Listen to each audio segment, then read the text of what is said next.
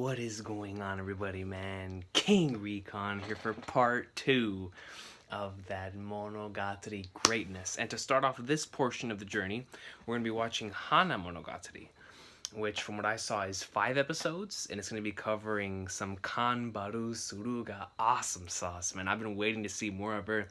The more that I see from her, the more I like her, the more that I like from her character, which has been pretty consistent so far with almost all the characters, but she's definitely one that from the beginning of the series up until now has definitely been like one of the ones that got like the increased growth of like, man, every time I see her on screen I'm like, Kanbaru greatness, you feel me? So for sure I'm super excited to see what's about to go down here. But before I dive into the awesome sauce, man, I just need to tell all of you that came out and supported the video, I was so happy whenever I just saw the overwhelmingly positive reaction from so many of you. I didn't even know that there was so many people that were into the series. I was like, holy flagnards. I was like, oh, that's really cool. So, yeah, man, huge thank you to everybody who watched that video. It was over 2 hours long, and I saw a lot of you that stayed watched until the end. So that was really, really awesome, man. And I had a lot of fun making it, so the fact that people enjoyed it as much as I enjoyed making it, it was super dope. Especially when it comes to something like that, because it's a series that I don't cover on the channel usually, and whenever that happens and it does that well, it really is super cool to me. So I really got to thank everybody who came on and watched that video, and for everybody who continues to push the Monogatari awesome sauce, man. And let's continue to push the greatness of this series, bro. I believe that it is a series that people should definitely get into. They should at least give it a shot, just because of how awesome it is and how diverse its cast is, but at the same time they're also human and so likable, and really can teach you a lot about life and about, you know, looking at your own decisions and about analyzing your own decisions and why it is you make certain decisions. You know, this series tackles a lot of the why in things. Like, why do I do something like this? Why did I start doing something like this? What is the reason behind why I do it this way? And it's super interesting. I enjoy the character interactions. I enjoy the way they speak to each other. I enjoy their thought process. I like the way that they put it on screen, and of course, just the way the author proceeds to continue to write that. It's so fascinating to me, man. But anyways, enough gushing about the series.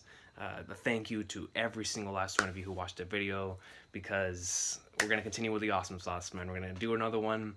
Super excited to get into Hanamonogatari, and then I don't remember what's after this, but regardless, right after this greatness, be back here with another one, because it's all in Crunchyroll. It's one package. So I was like, you know what, I'll finish the whole thing, come back with an overall thoughts on the Suraga Devil arc, I believe it's called. So, and then I'll do that, and then I'll come back, and then we'll just continue all the awesome sauce, man. But it's been an awesome journey, and it's so cool that I finally got it off my chest. Like, y'all have no idea how hard it was to keep that in. Now the fact that I can just say Monogatari on anything, I'm like, yes, I'm really gonna get off my chest, man, because it's been killing me not being able to speak about it, because it's so good, man. But yeah, once again, thank you to everybody who watched that video. I truly appreciate it, man. And now we're gonna continue on the journey of awesome sauce. Let's go. Hanamonogatari, here I come. Baby's about to be hyped. Super excited to see Suruga's side of the story. I hope that this is what happened with Kanbaru during that entire portion. You know what I'm talking about? Like in Monogatari second season, there was this portion with Kanbaru that we never really got to dive into. And so I hope this is what that was. Like, apparently, according to them, that stuff right there was insane. Like, and we never really got to know the reasons behind a lot of that. So I was listening to Massive Cliffhanger, so I think the reason why Hanamonogatari is in the same thingamahoo as what's that called? As Monogatari second season in Crunchyroll, is because they're connected like that. And I think it's telling the story from her perspective in a similar way that Tsubasa Tiger was told from Hanekawa's perspective. I think this is how this is going to go. But if it's not, whatever. But regardless, we're going to be in the Lex somewhere in there with... cannot wait, man. Kanbaru greatness, here I come. I'll see y'all then, man. I'm sitting here watching Hanamonogatari, right? And originally I really wanted to save my overall thoughts for the end, but I have to talk about this, man. I really do. Numachi just started. I believe that's what her name is.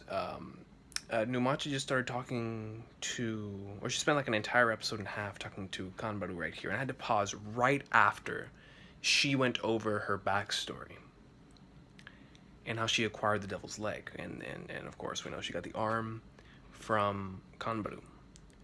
But I just want to talk about the way that that portion was done, because I really enjoyed episode 18, I believe it was, of Monogatari second season, where it was Shinobu narrating her a backstory from 400 years ago, utilizing paintings, and that was beautiful. I mean, I love that episode. And so in this portion right here, we got something very similar. However, the way that things were portrayed weren't exactly realistic. Instead, they were some of them were like scribble drawings and or stick figures. Specifically, the one whenever I showed Kaiki and her meeting and discussing. But what I love so much about this is that, you know, the difference between this one and Shinobu is that Shinobu is 400 years old. So because of that time period and because of how old she is, it was really dedicated or really detailed and was were really nice paintings. But for her, it seems something like someone from elementary school or middle school would draw. And it was so cool to me. I just wanted to point that out, that you never really got one of those extremely detailed illustrations from her narration with the with those visuals showing. And I just thought that was very fascinating, and if that was their intention, that is really cool. Really cool that they decided to give it the 500-year-old vampire perfectly detailed, beautiful paintings. And whenever she was telling a story that was very similar, instead they decided to give her the exactly what was probably going up in her mind. A lot of scribble. You know, something I love about Hunter x Hunter and his art style, or Togashi's art style, is that he knows how to display rage and or human emotion through his certain squiggly lines. I don't know. I really like the way that he does it. So I thought of the same thing here. And just the way that it never really showed her face within it. It was always shadowed out. The way that you would get like certain scenes that had a lot of light over here, but whenever shown on her, it was nothing but a shadow and darkness, indicating the decision she was about to make. I don't know. I just really love the visual direction of that backstory. And before that happened, I initially was going to come on here and talk about the equivalent exchange aspect of what she did.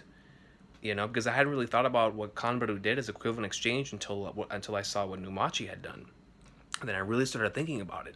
Like, man, dude, that really is, to a smaller scale, something similar to what Griffith did whenever he got the Bahilit. And I was like, bro, flipping flag darts.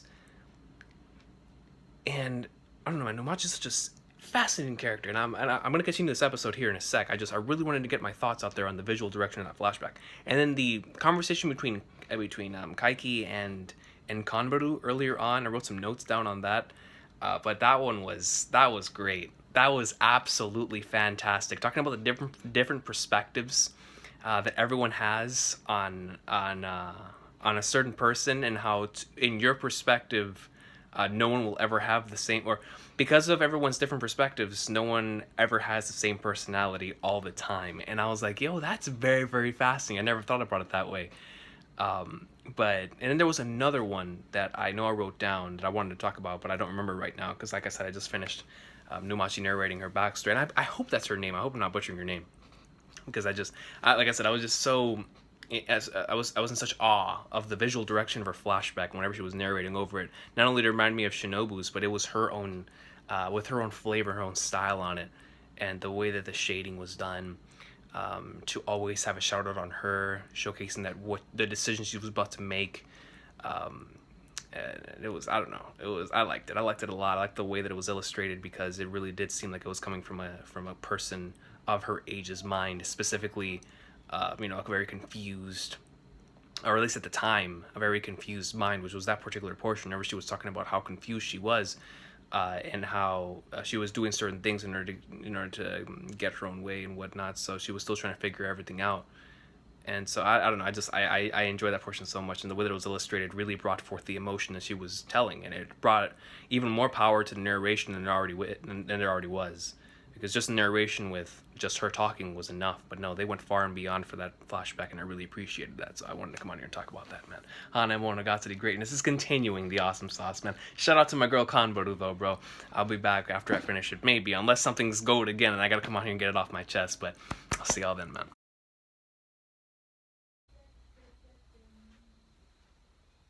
Bruh.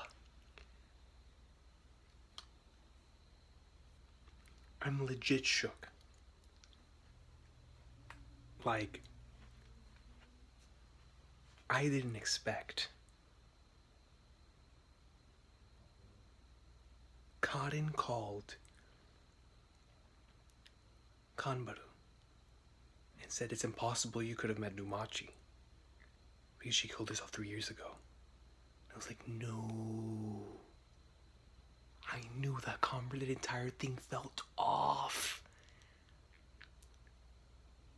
But I'm just like, what? This series and its twist, dog. Like, yo, that legit. When I read that, my mouth dropped. I walked and I grabbed the camera. I said, bro, are you kidding? Excuse me? That legitimately caught me off guard, man.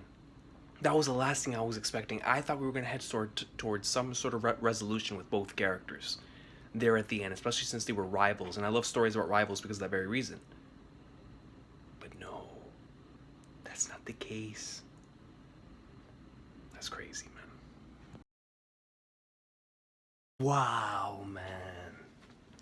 I loved, and I mean I downright loved Hanamonogatari.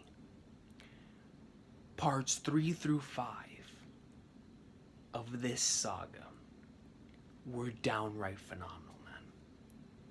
From everything that I was just talking about previously, all the way up until the end of the season, was straight up greatness. And I had been wondering in the back of my mind, like, after Monogatari's second season, I was like, bro, I really hope it continues this level of quality, and it looks like I'm never gonna have to think about that again. When they were out there playing ball,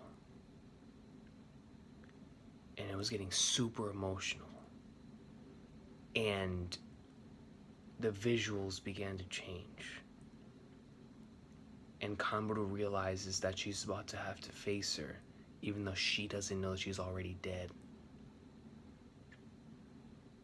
And so they continue on their conversation, and they continue playing, but whenever she wins after that dunk, she proceeds to send her into the afterlife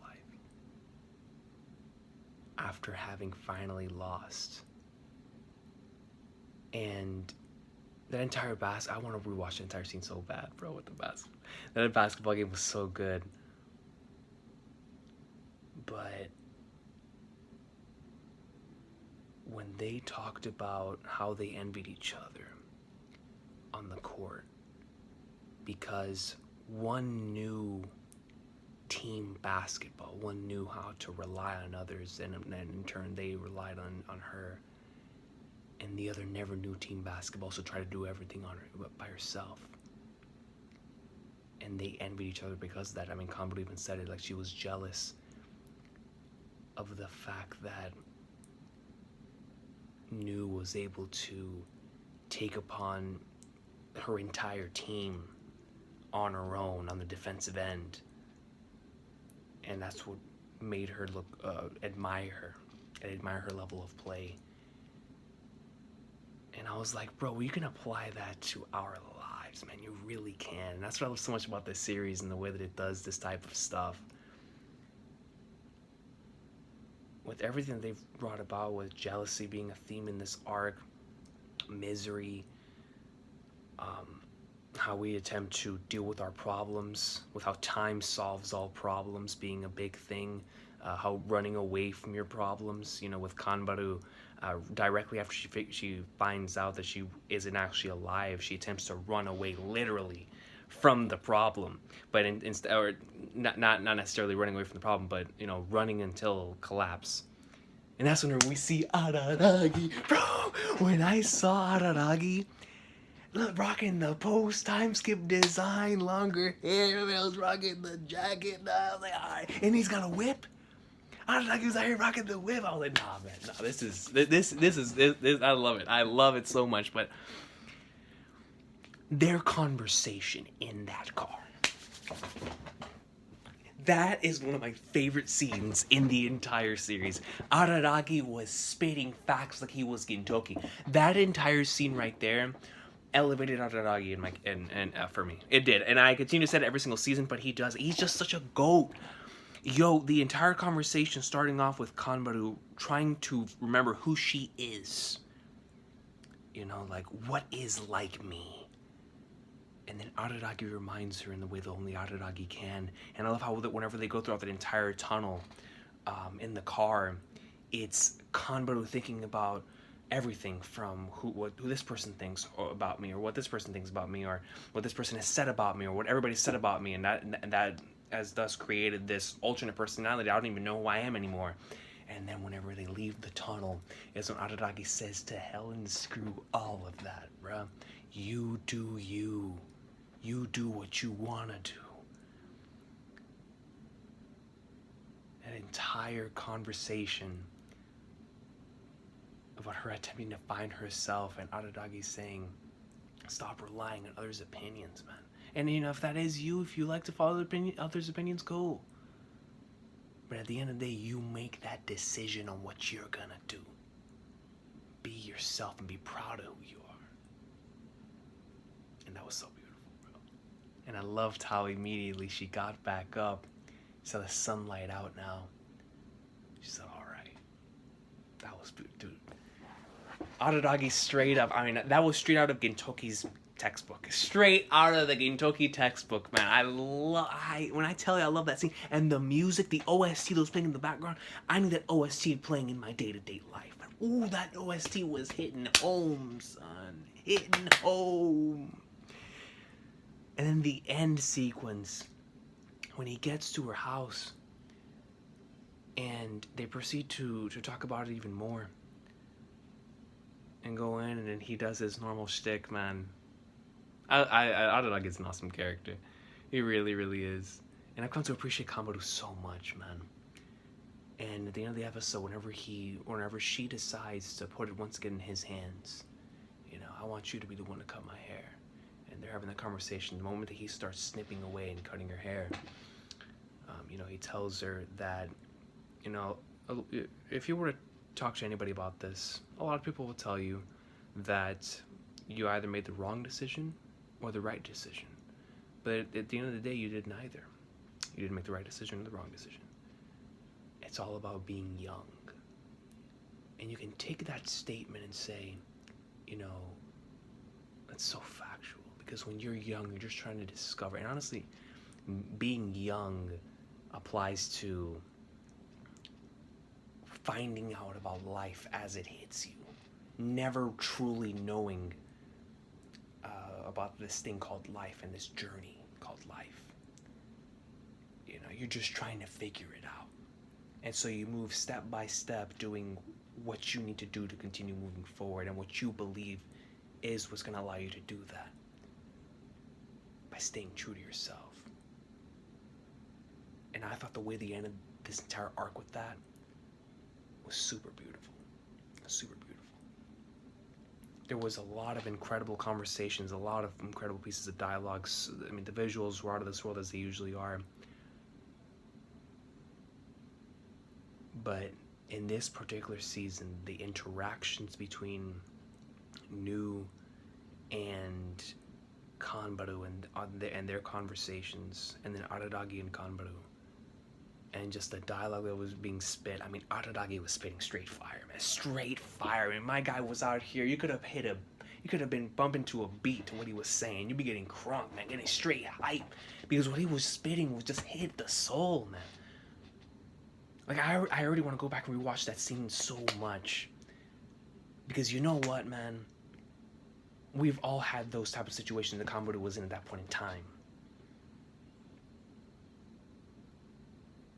And I love the way this series is written.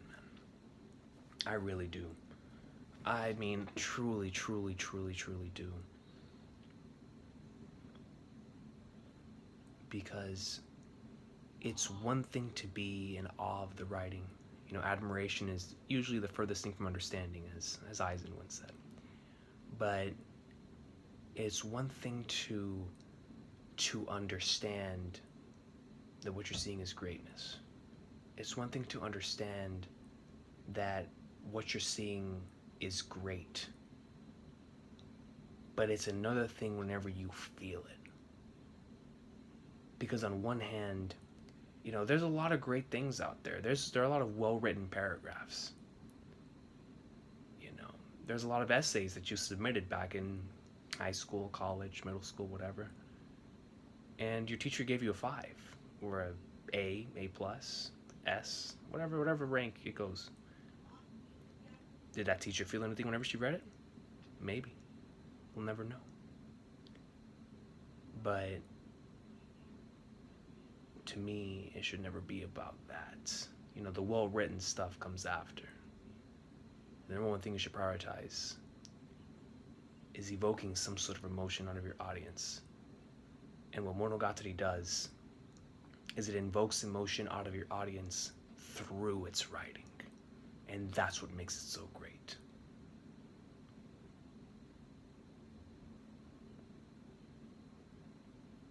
Those scenes hit home, man. Like I said, I already want to rewatch it. But I want to move forward. But you know what? I think before I go to the next part, I'm gonna have to rewatch from 4 to 5 again. From the moment that she gets into Araragi's car, and rewatch the entire basketball scene and the final scene. It was so good. It was so good, man. It's so true to the characters. Look, you just saw Kanbaru's growth from Bake till now, right there in that very instance.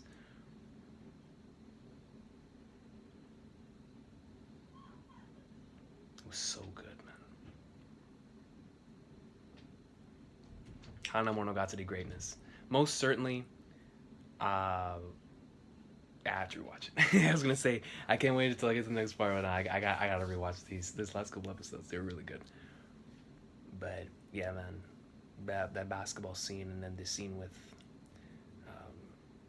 man, dude, that scene hurt.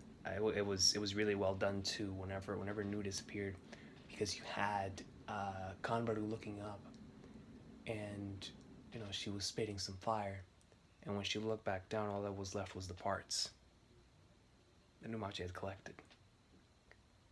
And you're like, man, like just as fast as she was there, she's already gone. But she got her closure, man.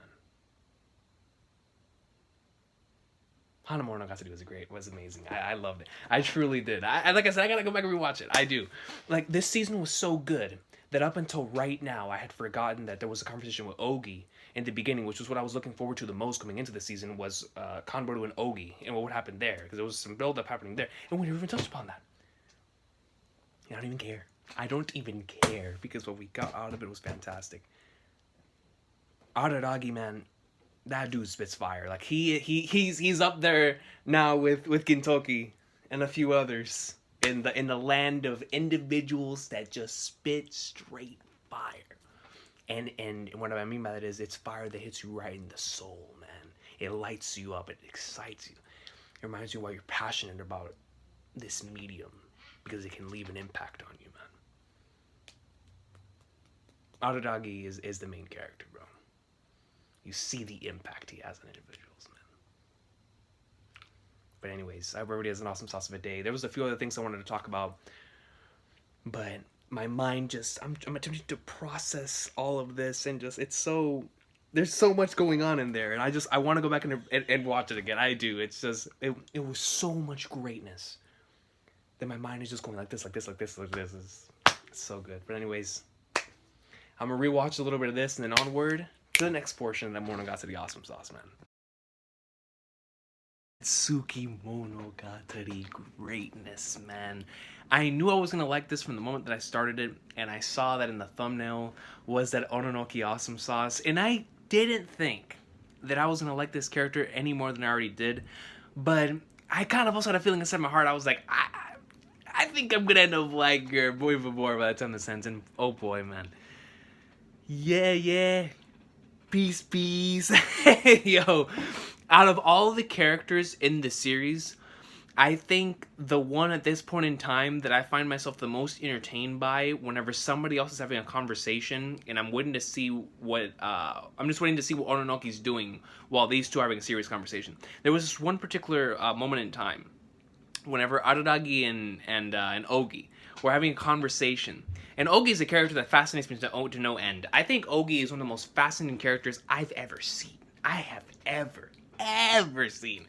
And so they were having a conversation, right? And I'm super into it because I'm like, it's Araragi and it's Ogi. Like, I'm 100% into this thing.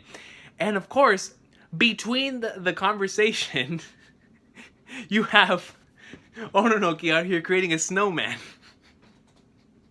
And I'm like, yo, this reminds me so much of Mawaru Penguin Drum, if you guys ever watched that. In Penguin Drum, whenever one of the characters was talking, and this was in every single episode, multiple times, and anytime there was a serious sequence happening, in order to lighten up the mood, you would have their penguin versions trolling.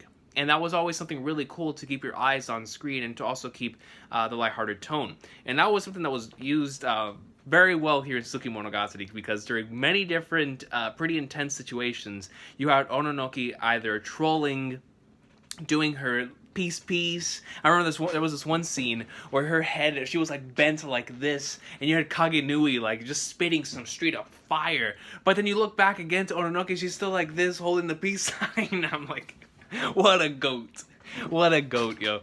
But I'm recording this after I watched it. I recorded I wrote down some notes because my camera was dead whenever I actually finished Tsukimonogatari. So I have a few things from my notes here that I just want to read off of, or to continue this thing, because there was some things that I wrote down that I wanted to talk about specifically, because I enjoyed it. I enjoyed it a lot. It was something that, like I said before, I knew I was going to enjoy because of just Ononoki and seeing more of her, but what I actually got out of it was so cool. And there was these 3 particular character interactions that were absolutely fantastic. There was these 3 scenes that were so good. But anyways, whenever I first got into it, I brought out my phone and I was like, man, I gotta talk about this. Like, it's a story about Ononoki. I'm all for this. I can't wait to get into this one.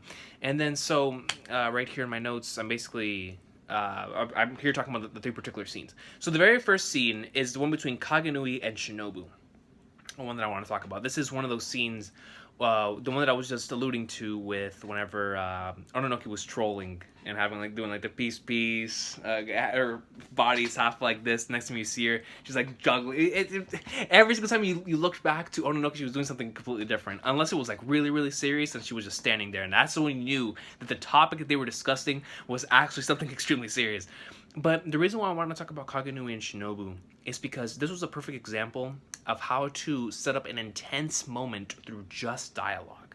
You know, Kagenui and Shinobu never really did anything out of the ordinary in terms of their movement, in terms of their the way that they looked at each other, in terms of the way that they changed up like the way their body was. I mean, there was certain camera angles that like would close in on Kagenui's eye or on Shinobu's face, but aside from that, this was a conversation that was made completely and 100% intense through the dialogue, and only through the dialogue. You could tell. And you can feel the hostility between these 2 characters because of the way the voice actors handled their performances on whenever they were spitting this dialogue towards each other, because you felt the hatred, you felt the rivalry, you felt how heated it was getting. And I loved that so much. I really did, because this series is such a great job of making those scenes very tense by how incredible the visuals are, by how a certain character is standing a certain way, or by how a certain camera angle captures it by a certain way. And that's how this series does it, because it has a genius understanding of how it can make you feel something through the camera angles, something I really appreciate as being in somebody in television production for half my life. So, and I appreciate the little things like that.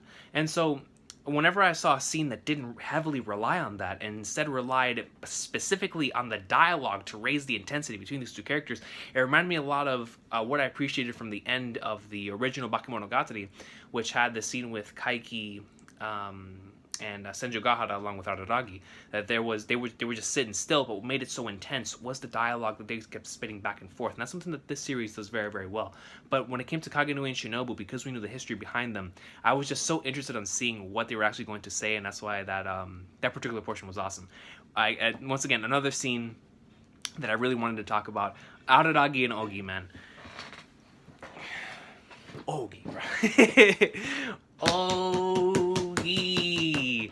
Every time this character pops up on screen, especially now after I have watched Hanamonogatari, I am super, super, super, super interested in, man. I mean, design alone has me interested in Ogi, but just the way that Ogi handles herself, the way that Ogi goes about conversating and about the regular day-to-day activities is just so fascinating to me, because it's so it's weird even by Monogatari standards, and that's why I'm so interested in that character, especially after that final scene in Shinobu Time that was alluding to her being the darkness in the first place. From that moment on, I've been an Ogi-tard, but after Hanamonogatari, when I saw the way that she was interacting with Kanbaru, it has me mad interested, man. Mad interested. So we see Ogi once again in this arc, and the way that Ogi talks about everything is almost as if she's the one that planned this entire thing in the first place. And I'm like, bro, like, I thought Aizen was a master planner, but this man had powers. I don't even know if Ogi has abilities. I don't know if Ogi is just a regular being that is just this goat. And I'm like, dude, and it just makes it that much more interesting. Like, the way that she already had a grasp of the entire situation without having need to be told anything. It's so cool to me. It's like we always hear about Oshino and about Gain having like this superior intellect and this superior vast base of knowledge of like knowing everything, you know? And it's like above even them, I think there's Ogi. Because I feel like Ogi, whenever they're conversating, she'll like allow herself to get down to their standards. Because it feels like she already knows what they're talking about. It really feels like she's the one that put all of this and orchestrated in the first place. That's the way that I felt whenever I was going through it. And I love Ogi, man. I really, really do. And it's like, Ogi greatness. But it was so cool just having another moment between those two after what I saw back in the Shinobu Time with those two characters. With Araragi and Ogi, man. And it was great. It was fantastic. And then, of course, the conversation I put right here between Double T and Araragi. Double T? Who in the world in the Flying Flatlines did I refer to as Double T? Was that, I think that was the individual that he was facing off with towards the end of that arc, because I couldn't remember his name, so I just wrote down Double T. So we're going to stick with Double T. You know, the individual that he was facing off with towards the end of the arc, the one that kidnapped his two sisters. And their conversation, oh yeah, one thing that I want to talk about, I just remembered from that conversation, was how they were speaking about Hughes in particular, Double T, was talking about their roles, and how everyone acts a certain way because of the role they've been given in life. And I thought that was a very fascinating conversation, because you know, there are certain points in time, because I feel like I've experienced this in my day-to-day life at certain points. I know you guys can relate to this conversation too, or to just this in general. You know, like, for example, right, whenever you're at work and somebody's telling you about a certain situation, and so sometimes you act a certain way, even though that's not how you actually feel, just to provide some comfort, or you act a way that you don't actually feel in order to provide some advice or some sort of level of understanding. And so that really hit home with me, because I'd never really thought about it from that perspective, of the fact that we act out of our own character in order to comfort others, or in order to try to adhere to other people. And I thought that was very, very interesting. I seriously, like, even though that's something that I subconsciously already knew, but having it thrown in my face like that, it was a very fascinating conversation, man. And I also thought that the theme of consequences and compensation was handled in a very really cool way, and it really had me wondering about about the future, whenever he started also talking about that you need to go out and find Oshino. I have been waiting to see Kisuke again for so long, man. I have been dying to see my Hawaiian shirted Kisuke for quite some time, especially after the Mayoi Jiangshi arc. Whenever we saw that my man Hawaiian shirt Kisuke is still out there putting in work, when you know that a parallel version of Araragi is the one that is handling the current situation, that is how I know somebody's a true GOAT. This man, Oshino, is a GOAT. I can't wait to see him again. Meme flippin' Oshino, man. Kisuke. So hopefully we do get to see him again. And it was very interesting how so many. I remember back for Hanakawa as well. That was a main part of her story. And in Hitagi End, even like in Hitagi End, she even alluded to a few things in that conversation with Kaiki. But that's aside from the point. I'm really looking forward to seeing more from Oshino, man. That's going to be really awesome. But right here, I also wrote that I think Ononoki is in my top 5 favorite characters in the series at this point in time, and I do feel that way. Whenever I finish a series, I feel like I'm going to have to, probably like in the final part of this journey thing, I'm going to have to talk about characters. Characters are such a massive part of this story. It's going to be hard to do that. But I feel like because there's so many great characters, there's going to be some that, of course, I can either... After I finish the series, I'll be able to say, all right, these are the characters that made either this series more enjoyable for me, provided some sort of inspiration from a writing standpoint, whatever the case may be. So I feel like I'll definitely have to talk about certain characters. Hell, some characters, I feel like by the time I finish the series, I could go on and on for an entire video, man. Real talk. That's just how deeply layered some of these characters are in certain moments. And for Ononoki in particular, what I love so much about Ononoki is that Ononoki, even though she's literally just a doll or a corpse, the way that she goes about things, to me, it's like other characters have their way of showing who they are from an outwardly type of standpoint. Like, yeah, I'm gonna express how I feel instead of just saying how I feel. I feel like more than any other character in the story, that goes highest for the one that's not actually alive, like the one that was created in Ononoki. It's like Ononoki acts the most human out of everybody else in that aspect. Like, I feel like whenever I see other characters discuss or talk or whatever, sometimes they hide their motivations behind the way that they actually act, and like or they show a lot of themselves through who they actually are. Like Shinobu is half and half on that. Shinobu sometimes she'll like here she got herself on a chair, treated like a queen. It was dope. But that is how you can tell the type of personality that she has. But from a consistent standpoint, Ononoki's the one that does that the most. And I just find that so interesting because Ononoki's, whenever you just talk to her, she almost has like there's no like extremely strong tone to her voice. It's always monotone. It's always the same. But the way that she acts with like her peace, the yay, like all that stuff, it just fits the character so much because it's like she wants to express emotion, but that is how she expresses her emotion. And it's so cool to me because she does not need to yell. Other characters yell to express their emotions. She just goes around and does that stuff, creates snowmans when she's bored, and I don't know. I enjoy that part of her character to where her character is more than is instead of just being just that, it's also a very visual thing. Like Ononoki's character, to me, I wonder how they would handle that character. Like, I'm looking forward to buying the Tsukimonogatari novels to see just how the author writes Ononoki in the novels. Because I feel like it's going to be really difficult in order to pull that type of stuff off in novel form. It'll actually be a very cool way to learn how to do that in novel form. Because I'm just so much awe of how the way they do it in the anime. Like, legit, I would spend the episode, as much as I was interested in certain parts, just for us to cut back to Ononoki to see how she was trolling, or how she was doing this and that and this. And the incredible way that it ended off with with the way that she was the one that actually had to kill off Double T. And she told Araragi, because Araragi didn't want her to go through that, but she did it anyway because she realized that it was what had to be done. She told Araragi, like, look, I'm a monster. And I love how it didn't end there. That at the end, she came back to us, and we figured out exactly what was going down, how this was all pretty much something that was set up in order to try to create some sort of fissure and sort of separation between Ononoki and Araragi, but in turn, it actually brought them closer, which arguably could have been the whole thing as well, because there could be double motives, or a motive within another motive. Like, oh yeah, like, I'm gonna make them think that they're gonna become separated. So actually, in order to rebel against the very concept, they're gonna become to get together. Which to me, I still believe that Ogi's the one orchestrating this entire thing. Like I was saying earlier, it's just the way that I feel. But still, man, very, very awesome stuff. I just love the way this story is being told so far.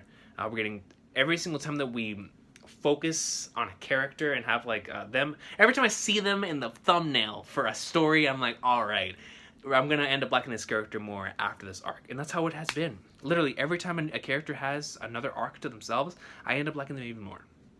So it was really good. I definitely enjoyed it. I loved how we finally got another scene between Senju Gahara and Araragi. I feel like it's been years since we got a scene like that, man. But yeah, man. Tsukimonogatari, really, really fun stuff. Definitely looking forward to rewatching this whenever I finish, and also to reading. I think I'm looking forward to reading it more than rewatching it, honestly, because I really want to see how it is that Ononoki's handled in book form. Because it's going to be interesting how a character that's so focused on, or at least for us from a visual standpoint, in order to counter the whole Monoto thing, which is, to me, is very, very fascinating. Like, talks more with her hands. I don't know. I just find that to be really cool and quirky. She's weird, but she's awesome. So definitely in my top 5 favorite characters right now. And I mean, seriously, I mean, if you look at the visual, just look at Ononoki and compare her to the other characters in the series, and you can tell how the true the thing that we're supposed to get from this character is its visuals in every sense of the word, from the way that she acts, from the way that she looks. I mean, the visuals is what's really driving that character, which is really cool to me. Really cool, because it contradicts the actual personality, but it's awesome. It's awesome. I appreciate little stuff like that. But anyways, man, that's Tsukimonogatari. I see that in the next part, in Owarimonogatari, I see Ogi in the cover. So I'm going to assume this is about to be some crazy stuff, man. And I just want a little bit, bro. I want, at the very least, at the end of that season, to see a little bit of more of that Ogi awesome sauce. I want, because she continues to pop up more and more, and so hopefully we'll see more of her, Owarimonogatari. But I'll see y'all next time. Peace out. Tsukimonogatari greatness. The title of this arc is the Ogi formula. I'm ready. This is what I've been waiting for the entire series, bro. Okay. Man, dude. I waited an entire day to talk about this arc. I just finished the Ogi, or I finished yesterday the Ogi formula arc. And the reason why I didn't do a video about this yesterday is because after I finished it, I was so inspired that I just sat down and wrote for about 2 hours. Whatever came to the noggin. Because Ogi as a character is so interesting to me, man. Down to the design, the personality, the dialogue, the voice acting, everything. That character, to me, Shinobu is still probably my favorite character, but Ogi's like right here. And I've barely seen Ogi. But the fascination I have with the character, the possible conception of said character, why the character exists in the world, what the character's role is going to be in the world, and just how after this one arc in a classroom with our main character, my interest for her spiked even higher. Ogi is the only individual in the entire series, up to this point, that Araragi is legitimately uncomfortable around. Do you know how big that is for us as an audience, to visibly see that Araragi is weirded out or uncomfortable when another person's getting red in his face, when usually he's like all for that? It's the small stuff like that goes a long way, man. But I'm just so happy, so blessed, and I'm actually a little envious of the author for being able to have a character like this to write stories for, man.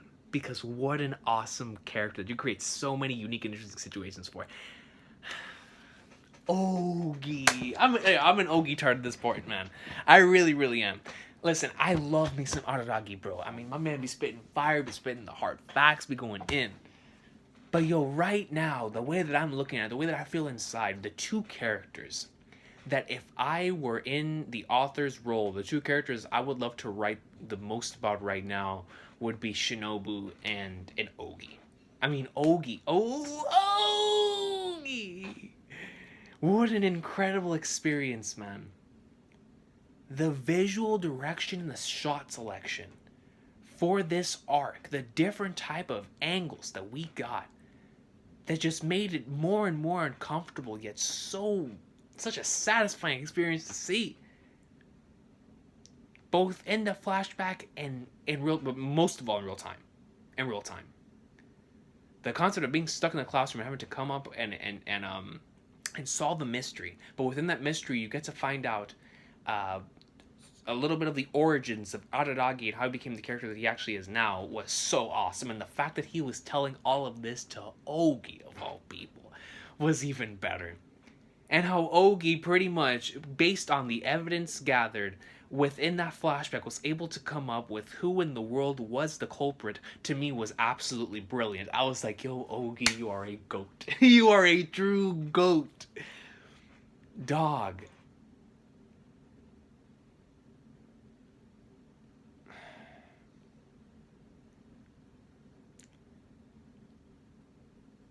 There's just something about the way that this series handles that character is just so cool, so fascinating. The way the episode started off, there was one particular scene that I had to make my profile picture on Discord. I had to, man. I had to. I know I had that amazing Shinjo Gahara picture from Hitagi End as my profile picture, but after I saw this one particular thing, while I was going back and rewatching it, because I loved Ogi Formula so much that later on that day I rewatched it again. I had to, bro. I really, really did. After I wrote, I had to go back and rewatch some of those scenes because it was just that dang good to me, man. It was that flipping good to me. This stuff right here, the beginning sequence, whenever you start Owari, and all you see is Ogi, but it's being narrated by Araragi, and comparing it to a mathematical equation, and there's this one sequence where Ogi is laying down on what looks like a moon on top of the water. And I was like, bro, this encapsulates that character to the T. To a T. A character that is so chill, that does not give a flying flag about who or what she is talking to. She's just going to continue speaking and talking in the same exact manner. A character that pretty much, from what I can see, has absolute knowledge and or can gain that knowledge in whatever way that she possibly can get it. A genius. Such an interesting character that is chilling on top of a moon that is on top of the water reflecting herself. She's just chilling. And it's just, I love that visual representation of Ogi before the arc started. Because it was like all I needed, you know? But the fact that we got an arc dedicated to Ogi and Araragi was so awesome to me. This like shot up to the top next to like Shinobu and Araragi's conversations with each other, both advancing the story and just chilling together. Like, this is up there with me now because Araragi and Ogi just have this interesting dynamic that is unlike any other dynamic in the series. Because it was like Ogi is genuinely interested in Araragi, but Araragi is visually uncomfortable, but kind of like also is comfortable with Ogi. It's a very, very interesting sequence. And I can't wait to see the way that it goes, man. I already love it. Owarimonogatari continues on this way. It might be in the same level second season. You kidding me? Ogi? I ain't gonna surpass it, man. If they continue to give me some more Ogi stuff, man, ooh. Such a fascinating character, man. Anyways, I will see y'all next time. Owarimonogatari awesome sauce. I'm already a tard, and the flipping thing just started, bro. And I had a feeling when I saw her in the thumbnail. I had a feeling, but nah. Now we're deep in there like swimwear, bro. Loving it. Oh, and Sodachi. I saw that Sodachi at the end of the episode returned to the school, and that entire dynamic within the episode itself was very, very interesting because we got to see the character that pretty much is the reason why Araragi started on this path to begin with. So I'm very interested in seeing how this Sodachi stuff's going to be handled, because I see the next arc is called Sodachi Riddle or something like that, so that'll be interesting to see. Looking forward to it, though. Looking forward to it. It's going to be a lot of fun, but see y'all next time. Ogi greatness, yeah. I just finished the Sodachi Riddle arc. First of all, yo, Senjo Gahara slid. Yo, she got in a straight left. But nah, man, after figuring out more about Sodachi, that was actually hurting a lot, man. I'm not gonna lie. I'm really coming to really want to understand where Sodachi's coming from, especially with the way that this is turning out. Like, this is becoming an adventure between Ogi and Araragi, which is enough for me, but more than that, it's becoming an adventure to find out the mystery to Araragi's past and how that connects to Sodachi, and that's so cool to me, man. It's so dope. Listen, if the rest of the season is literally Araragi and Ogi's adventure to figure all this stuff out, oh, I'm all for it, bro. Yo, I'm all for it. I was loving the visual direction, man. This entire sequence, the way that things get really, really eerie when it focuses on Ogi, and you get like the really like obscure camera angles with like the weird lighting. It's beast. I love it. And then Araragi and the way that like they would use the visual direction of the mirrors to show like half of Ogi like in the mirror, the other half over here. Araragi, like infinite amounts of Araragi in the back, and I don't know. I just appreciate stuff like that. So it was great, and can't wait to see more. Can't wait to find out more about Sodachi, man. I really, really am. You know, I felt bad a little bit, because I'm not gonna lie, she kind of did deserve Senju Gahara to slide her a little bit, you know what I'm saying? But aside from that, I'm enjoying this a lot, man. Can't wait. I'm about to start. I think this one's called Sodachi Lost or something like that. So we'll be in like summer, man. Looking forward to it. Dog. The first 30 seconds of this episode, episode 4. It said, hold on, man, I gotta read this verbatim. I have to read this verbatim. If I were to write out an existence such as Ogi Oshino in a novel, it would come to an end in just one line. Ogi Oshino was Ogi Oshino, and everyone lived happily ever after. One line.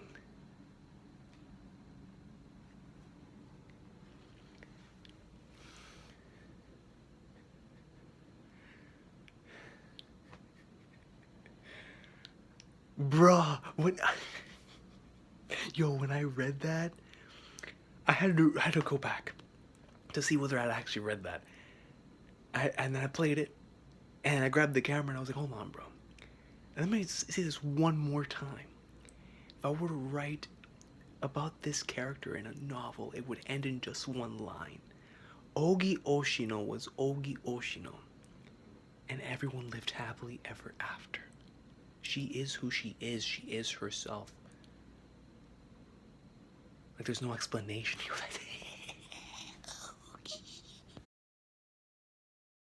Bro, I need air, dog. That scene between Hanekawa and Ogi, back and forth. I was like Araragi, bro. I mean, I was sweating, dog. I feel like I just saw Kaido again, bro. Like, bro, I needed air, dog. I was like, what is going on? It was back and forth. And I'm over here trying to process everything that they're saying in my mind, man. I'm like Araragi, bro. And I'm like, if I were there, like, would I have made this decision, like, because we know Araragi is, but that decision he actually came to was so Araragi that I'm like, Monogatari. This show just continues to impress me, man.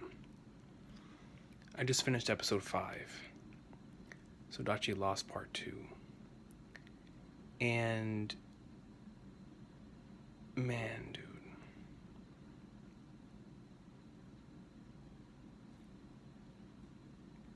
I was getting hard vibes to the same type of feeling that I felt whenever I was watching episode 22 of Neon Genesis Evangelion.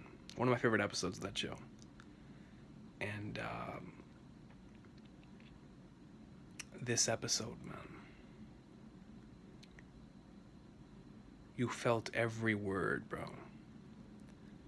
Sodachi, I gotta give it up to Sodachi's voice actress. From the way that she was narrating everything to how everything came out after that. The visual representation of how she was truly feeling. The way the colors would change as well.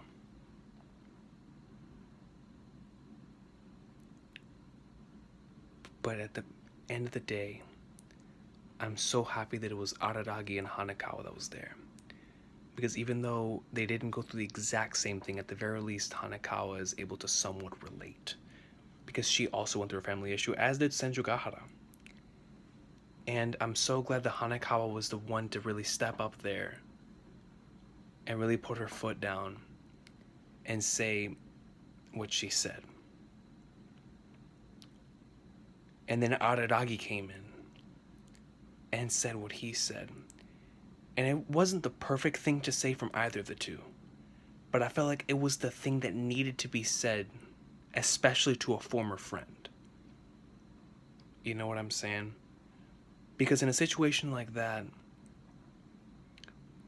Araragi saying something around the lines of, "I'm sorry I had to go through that," would have been the equivalent of pity, which is exactly what she didn't want at the beginning of the conversation.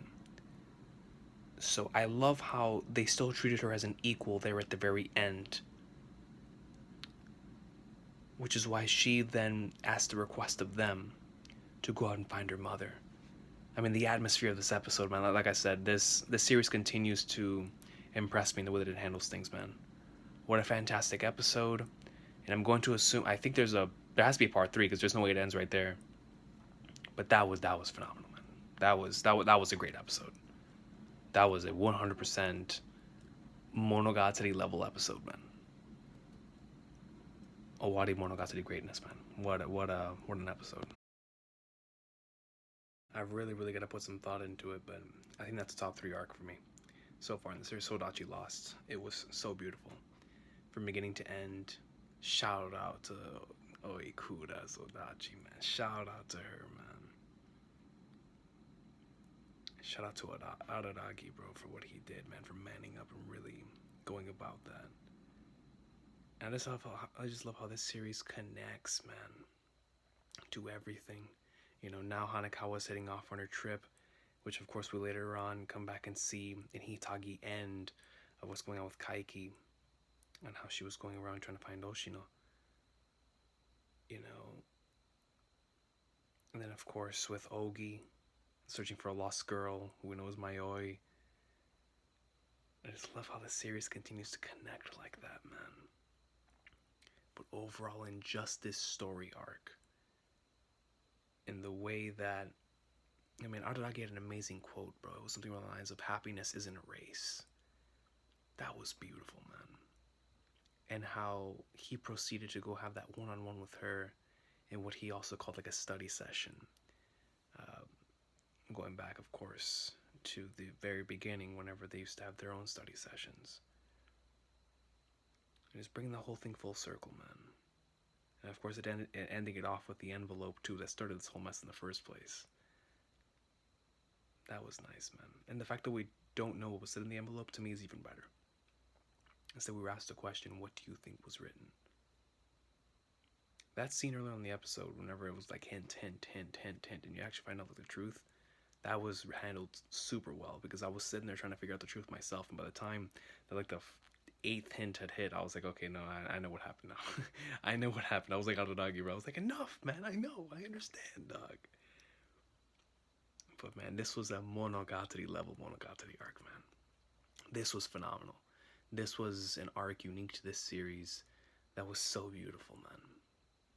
And it'll have a special place in my heart. So far, this is my favorite of Owari, and it is most certainly a 10 out of 10 arc for me. I would most certainly have to go back and think about, you know, after I finish everything, for a favorite arcs list, but I think this one's going to end up being high up there for me too, man. But I say that now, but I still have more greatness to go, you feel me? But this was awesome. This was a fantastic arc. This was great for me in terms of loving Araragi more than I already do, appreciating his relationship with Hanekawa and Hanekawa herself as a character, and then of course getting more interested in into Ogi and how incredible of a detective she is, man. Being able to figure out all these things by finding out these little bits and pieces. And just getting more interested into that character, into that whole story, and how all of that is going to come together, man. This is all building towards something way bigger, and this whole mystery behind everything is just really grabbing me, bro. Like, I want to know so many things, but the way that they're handling it is so good. So good. I'm enjoying it so much. But yeah, man, Sorachi Lost was absolutely fantastic.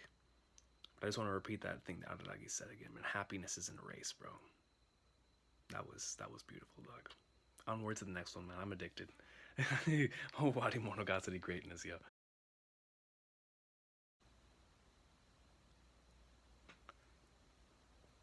I see Prime Shinobu. Shinobu Male is the name of it.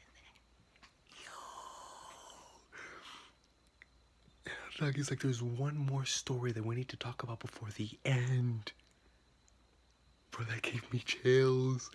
You readers certainly haven't forgotten about it. Shinobu. Oh, so this is gonna tell the story of what was going on when we were heading into Monogatari second season. Remember, at the beginning of the season, nobody had seen Araragi for a while, and so he sent out that mysterious text over to Kanbaru, and I see that right now he's talking to Kanbaru in the very same place that he was in this series. So we're finally gonna figure out that story. They have been alluding to this story for a long time, that it was something insane. Oh my god, bro. I'm finishing this tonight, F it, I'm not sleeping. I had a feeling it was gonna be one of those arcs, man. Just finished watching the entire thing. I pretty much watched all of Owarimonogatari in one day, aside from Ogi Formula. Man, dude, there was just something about the vibe, the atmosphere of Shinobu Male that really made it stand out to me, man. All the players involved, the fact that we finally got the answer to that mystery of what was actually going down while Tsubasa Tiger was happening. And in the very end of that, with Ogi's conversation with with Araragi, and Araragi's conversation with Ononoki. And man, dude, everything just continues to go on and on.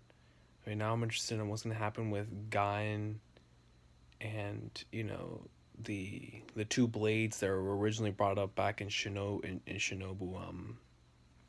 time. So it's like, man, we're continuing to move forward with the story. But man, what an incredible saga this was, bro. That final moment with Shinobu and the first, that was getting to me, man. Because y'all know how much I love Shinobu, man. So that was really good. That was hitting home. But the entire saga, man. Yo, Kanbaru was going, and I loved that moment between her and Shinobu, because Kanbaru felt that to a deep, deep level, man. Because what happened between her and Senjogahara, you feel me? And so it was great that she was the one that was able to relay that message in those words to her. You know what I'm saying? That was great. Man, dude.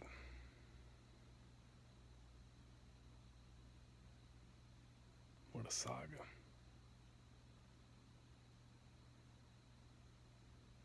So many great moments.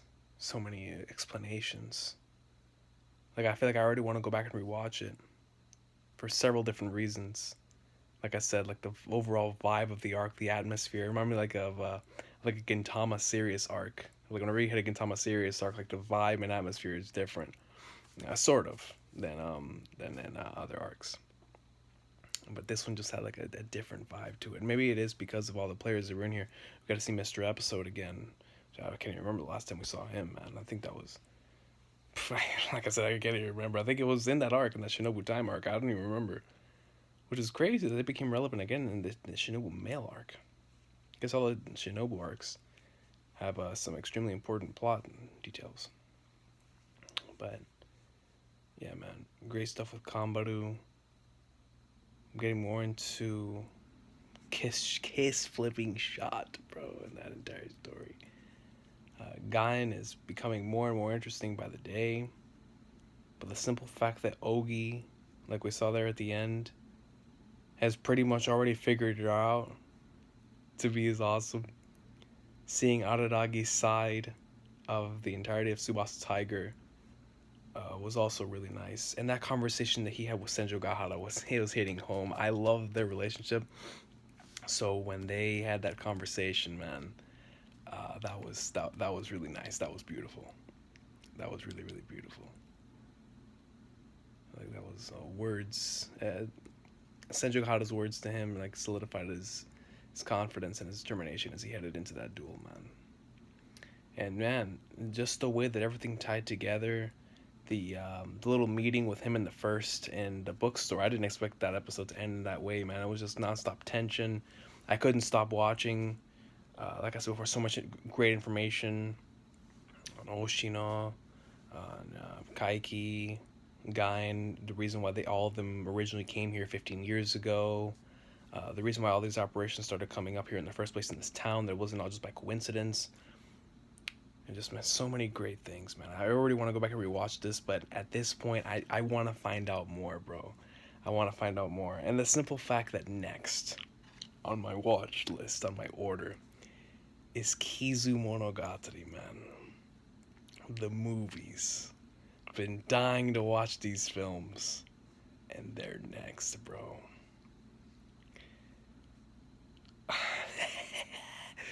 Yo, I'm super excited for that, man. But Owarimonogatari was so much fun. Ogi Formula was awesome. The Sodachi stuff was phenomenal. And then Shinobu Male was on some Monogatari second. I mean, honestly, this entire season was on some Monogatari second season level for me. So good. So good. Every single arc was such a pleasure to witness. And I can't believe I'm counting down here to the end. But we'll continue moving forward, man. Because at the very least, the great thing the thing I love the most about this, or not the most, but one of the things that I can already tell that I like a lot about this series is the fact that, I mean, since I've already done it, is that it has some really good rewatch value. So even after I finish everything, I'm pretty sure I can have a really nice rewatch / reread with the novels, but a good rewatch as well on my own time to really truly appreciate these arcs even more than I already do. Because that's how it is for a lot of other for a lot of my favorite series, you know, even for stuff that I already really, really, really loved. You know, like a certain arc in, like, let's just say in a One Piece, right, or in like a Gintama, or whatever the case may be. I'm just using those two as an example. Even in my favorite arcs out of those two, after going back and re-experiencing them and going through them again, I get a new appreciation for it, and thus makes me love them even more than I already do. And I feel like I'm going to have that with Monogatari, especially because Monogatari, like I said before, I have like 4 different things going off at once. I'm trying, especially in an arc like this, I'm trying to process all the plot details while appreciating all of the small little character moments that are happening on screen, while also appreciating the visual direction happening at the time. And it's just, I'm trying to balance all this, and I'm like, God, and I'm remembering back other stuff and older stuff and how it's connecting to the stuff that's happening on screen. And I'm like, this Monogatari greatness, man. But yeah, it's super early in the morning. I don't even care, dog. We sacrifice sleep out here for Monogatari. It isn't the first time, you know. And the last time I did this was for, it was Monogatari's second season. I think it was whenever I went ham that one night, man, and just finished it mad early in the morning. But today, it is what it is. I left the light on. I said, F it. You know, today I'm healthy enough to be able to have the light on. But yeah, man, what a season. Not gonna lie though, I went into the season wanting, after Ogi Formula, I wanted nothing but to see more of like Ogi and Araga's relationship. And instead, as much as I still want to see more of that, I was able to get so much more than just that, man. I was able to get connected to a character like a Sodachi and her story right there. And then finally getting the other side of Tsubasa Tiger from Araga's perspective. That incredible story, man, from beginning to end, with all the little many twists that were so big, and made the arc truly worth it from episode to episode to episode to episode. I feel like Shinobu Male is on the same level as Sodachi to me, like really, really high up there in terms of my favorites. It was just so well done. Like when I'm just looking back, I'm looking at the thumbnails here on Crunchyroll, looking back at some of these awesome moments, some of those great character interactions and conversations, man. I'm telling you, that entire conversation between Kanbaru and Shinobu was phenomenal. It was fantastic. And it always hurts to see Shinobu. It hurt a lot in Mayoi Jiangshi whenever she met her older self and they both started crying blood. That hurt a lot. But whenever I saw her giving tears to her first, right there, man, that hurt, man. The greatness, man, of this series.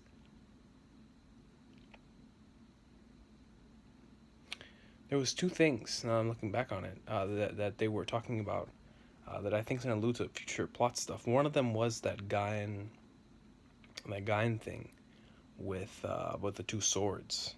And so I'm looking forward to seeing, because they said that's the whole reason Mr. Episode was brought there in the first place. So that's definitely gonna come up later on the line, which really makes me think, what is gonna be Ogi's like role then, right? Like, I don't know.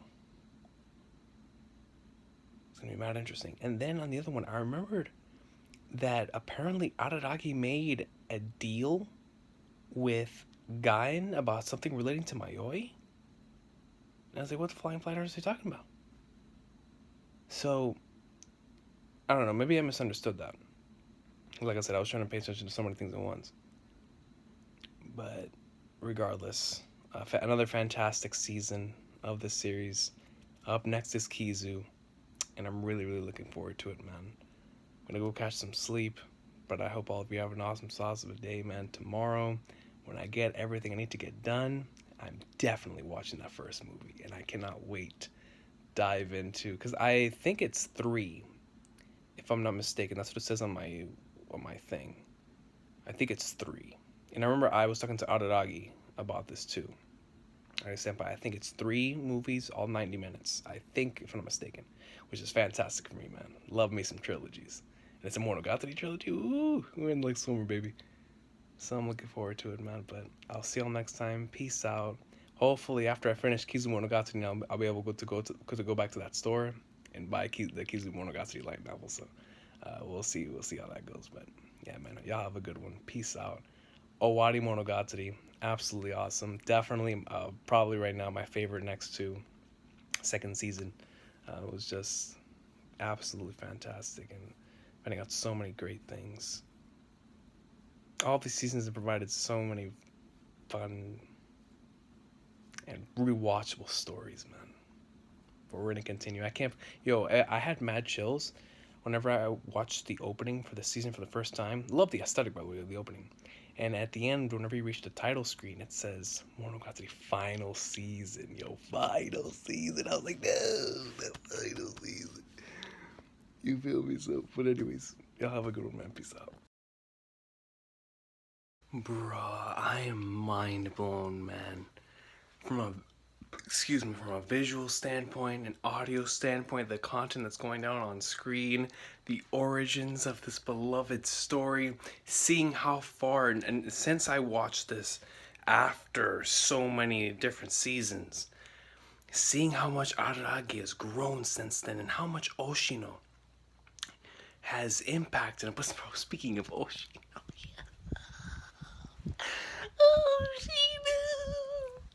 bro, my man fell down from the sky like he's just started a game of Fortnite, dog, and straight up landed in the middle of all 3 of them and put an end to their nonsense.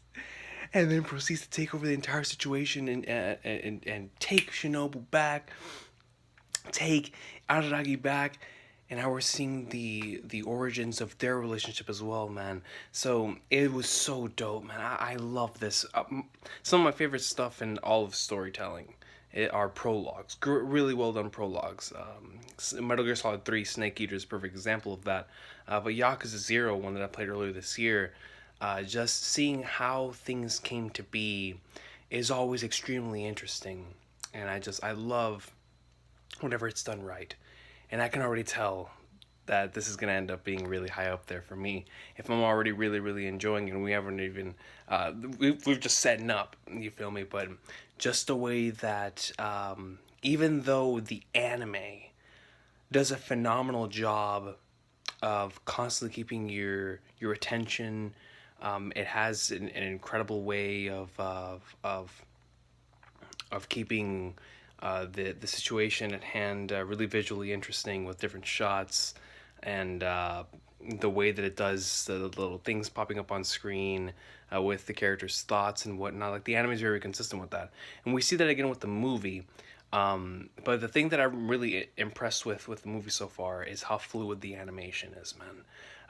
There was this one sequence whenever Araragi was both in the beginning of the film and in the middle. Whenever Araragi first meets Kiss Shot, my beloved Shinobu, that entire sequence right there, my eyes were on my computer. Like, bro, I was sweating.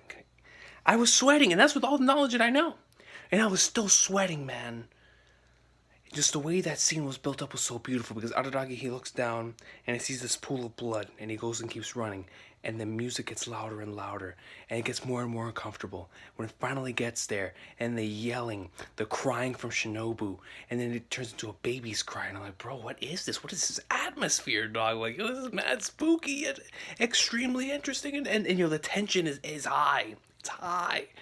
So when Araragi actually goes back and handles and takes care of business, it was so good. But getting back to the running, whenever Araragi was running up and down the stairs right there at top speed, that was extremely uncomfortable to watch, but really or a really cool way of looking at, or a really cool way of animating an individual who is completely not only confused mentally, but is just trying to run and get the flagnards out of there, man.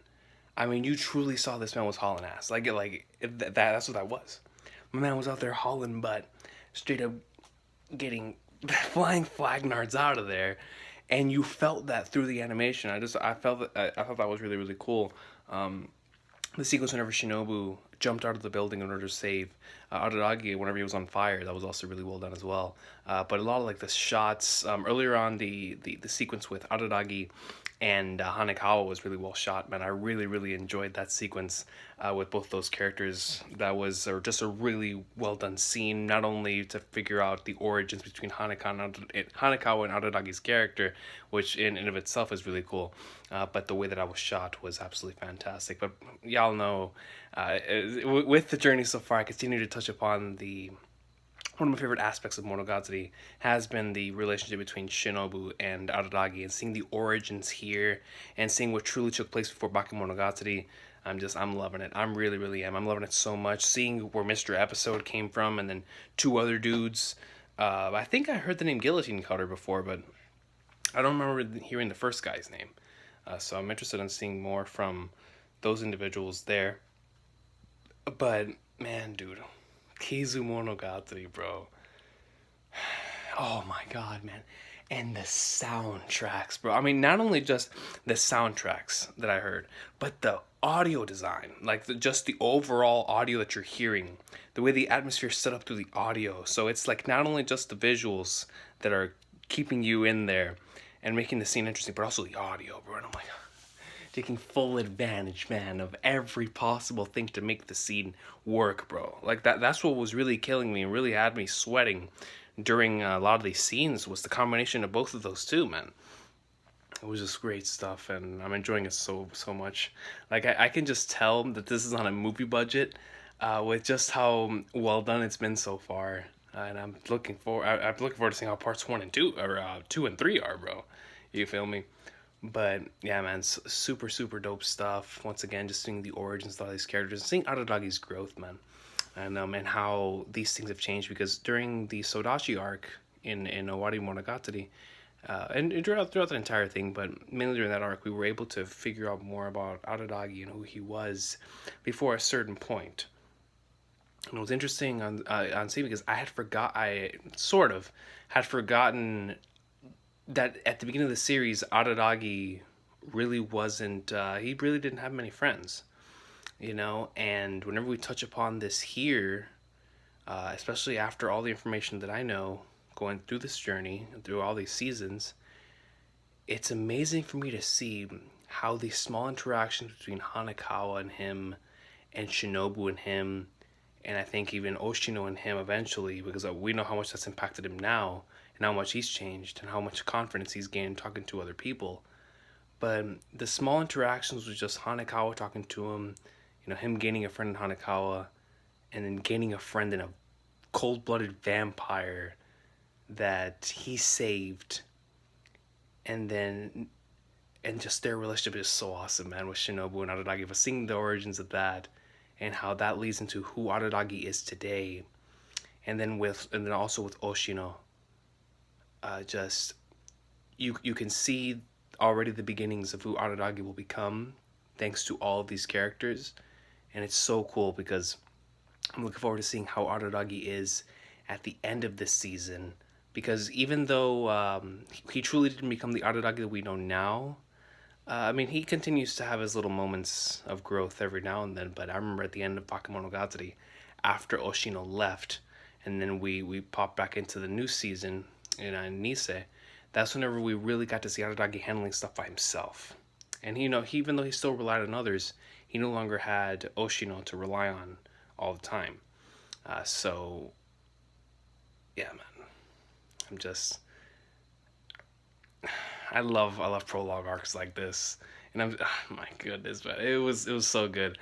Like, I seriously just wanted to go back and rewind and just look at some of those shots again. I really need to re-experience that scene, and once again, I'm looking forward to seeing how that's handled in the light novel, too. Whenever Shinobu's yelling out and just crying out to Araragi to save her, I truly didn't expect that. I really didn't. I really did not expect that type of scene to have been how Araragi first met her. I thought that it was going to be some sort of thing where he runs into her out randomly in public. Because one thing I do remember from the Bakemonogatari little flash thing that we got in the first episode was that she was standing. If I'm not mistaken, I think. I mean, out of all like the random stuff that I saw, I remember seeing her in her adult form, but she wasn't dying like that. So whenever I saw her, I was shook. So I was like, what the flying flag nurse is going on? But anyways, it's interesting, man. I'm looking forward to seeing once again how everything gets to where we are today, and seeing more of their relationships grow into what would eventually become what we know them as, man. And seeing how this all continues to play, because we're seeing more and more concerning the overall and overarching plot here. And so I'm really excited to see how much more of that we touch upon in parts 2 and 3, and if we will be seeing any other character cameos and just more situations like that and whatnot. And I'm just excited overall as well to see more of the visual side. Now they're going to handle certain stuff visually, which is why, like I said before, I'm really excited to read the light novels, because without the advantage of visuals and audio to enhance the experience, I want to know how it is whenever you're just reading it. Because this series, from the very beginning, from Bakemonogatari, that whenever you have a movie-like budget, it's able to take full advantage of that. I really want to see what, or I really want to see how a book would handle certain scenes, because this is one series that takes full advantage of its medium, which is why I love it so much. But anyways, man, enough rambling. I'm gonna go to sleep, wake up in the morning, and we're gonna hit that Kizu part 2, baby. I'm super excited, man. Can't wait. Yeah, have a blessed one. Oh my god, dude. I don't care, man. Yo, that was... Oh... Dog, man, I wanna yell, I wanna run. I wanna go down and watch the next episode, but before I did, I was like, bro, hold on, I kept it all in for an hour, man. An hour and 8 minutes to be exact. I was just watching the credits and like, bro, what in the blank flowers did I just see? Dog. Kizu part 2. Tsukimonogatari 2, bro. Neckheads. Dog. It was like a video. It was straight up, man. This was straight up a video game mission, just in a movie format. Araragi had the simple mission: go out and retrieve the rest of Shinobu's body parts. 3 boss battles. All very different, but all came down to the same result. And through every single boss battle, you had that one interaction with Hanekawa that you would have post that would help him in the battle at hand. Dog, that scene when Hanekawa got blasted by Mr. Episode, I lost it, bro. My mouth dropped. Legit, my mouth went from here to here. And like I said, this is a prologue, ladies and gentlemen. I know she doesn't die, but I was still shook. And then when Araragi lost himself, and he obliterated Mr. Episode. And then he was going up in like somewhere, man, and guillotine Carter, bro. This man had to give up his humanity, man. He called himself a monster, bro. I was like, yo, is it? I felt like legitimately that scene reminded me of whenever I was watching End of Evangelion. I was like, bro, this man's about to end the world. This man is about to end the world, bro. I saw the entire atmosphere change, the entire city change, and the fact that it kept flashing back to the Japanese flag. I was like, bro, what are we doing? Gosh, man. But shout out to Shinobu. I'm still holding on to what I said, man. Adult Shinobu is 100% Nami level. 100%. 100%, man. God, bro, I mean, but man, the relationship and the bond and the friendship between Hanekawa and Araragi, truly, I see it blossoming, you know, who Araragi would eventually become, because you see the roots that he's always been that way, but it took somebody else to really bring him into that spot. Now I understand why it is their bond is so special, man.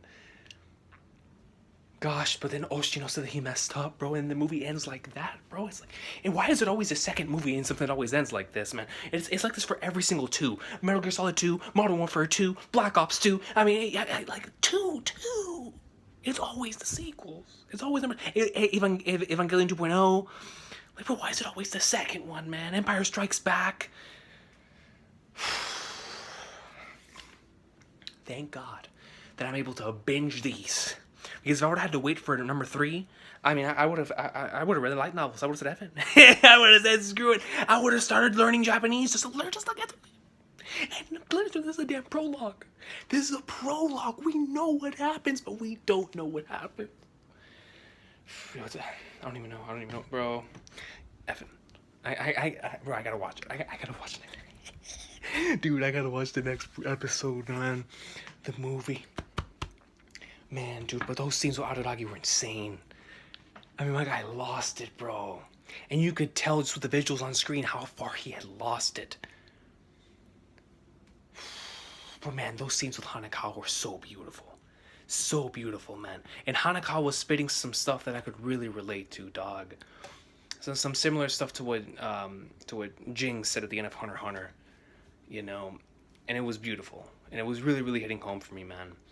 And it just, these last 2 specials have truly hit home the elements that truly stick out to the series for me, man. I've just been enjoying it so much. I'm loving it. Yo, this continues this way, bro. Kizu's a fat 10. The entirety of Kizumonogatari, if number 3 has the same quality as 2, that's a fat awesome sauce. I mean, yo, that's a humongous awesome sauce. Across the board. Good Lord, this is fire, man. I know. I want to yell, dude. I want to yell so loud. I just want to be like,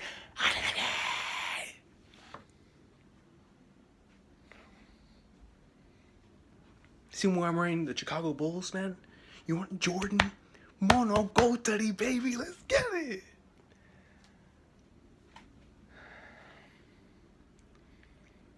Here I come, part 3. I'm done. Let's go.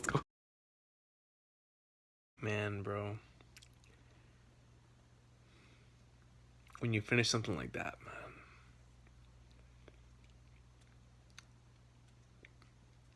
I'm just thankful for the fact that you're able to witness such greatness, man.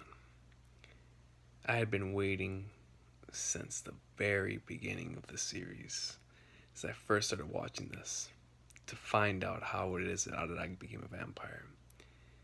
And then we had like that massive montage at the beginning of Bake. And then we got introduced to Shinobu.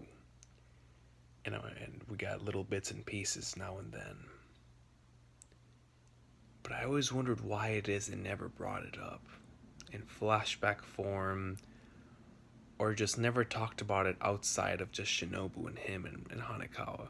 Aside from that, no one knows, and Oshino of course, but no one knows of what truly took place there. And after finishing it, now I know. And that ending right there was so beautiful, because he was like, no one else needs to know about this, and I'll never reset the story again, because it's a story between 2 scarred individuals. We're gonna be together forever. And man, dude, if I loved the relationship before, and I've been saying it so much, that's probably my favorite aspect of this show so far, and from the character interactions, now that's like doubled, man, now that I know the true story between them, you know what I'm saying?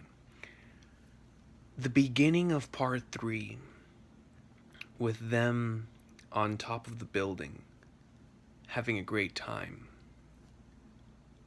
was so awesome to me, man. Just having adult Shinobu, a character that whenever I see her, I'm like marking out, because I'm like, yo, in her prime. But having Shinobu and Araragi chilling up there, that was so awesome, man. And then what followed with that massive twist that was right in front of my face the entire time was how Araragi would react to her actually eating somebody. Not only just eating just anybody, but guillotine cutter. The individual that he himself just took out for Hanekawa's sake, he got angry at freaking Kiss Shot for going about her instincts and devouring this individual, and it really made him take a sit back, especially after Hanekawa spoke to him. Really made him take a step back and say, I mean, after of course he started losing his mind, I love the way that the anime, or that the movie, first of all, well, before I should get into anything else, this movie from a visual standpoint is up there with some of the greatest stuff I've ever seen. Visually, it was flipping phenomenal. At not only showcasing everything in a very nice manner, choreographed very nice, the scenes, the transitions from scene to scene, with the atmosphere, the color palette, the shot selection, everything was fantastic.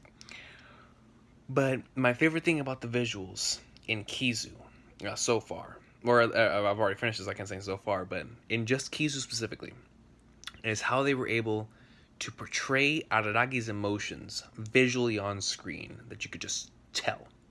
If there would have been no dialogue accompanying those visuals, you could tell how much pain he was in, and you can tell exactly what was going through his mind, which is complete and utter insanity at that point in time. Losing his mind, confusion. I love how that was represented visually, because it really, really hit home how he was feeling, and how this was all hitting him at one time, and it was crazy. But that scene with Hanekawa was really, really nice, because it allowed Araragi to take a step back and really look at it like, man. Because even though it's something that he already knew, the fact that it's not her fault, the fact that it's not Shinobu's fault that she's going out there and eating individuals, like, that to her is what to the majority of the population is eating pigs, eating cows, something we eat every single day. There are these animals that we're just slaying for food.